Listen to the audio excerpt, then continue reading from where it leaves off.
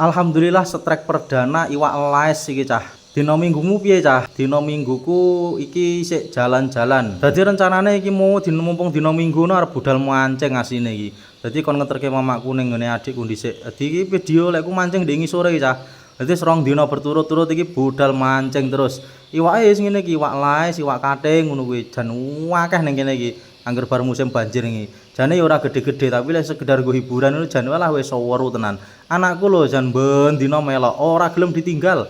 Awan kon turu sampe ra gelem wedi lek ditinggal mancing. Dadi ben dina ngene iki melok mancing. Lah wimu anakku strike bethik ijo langsung loro.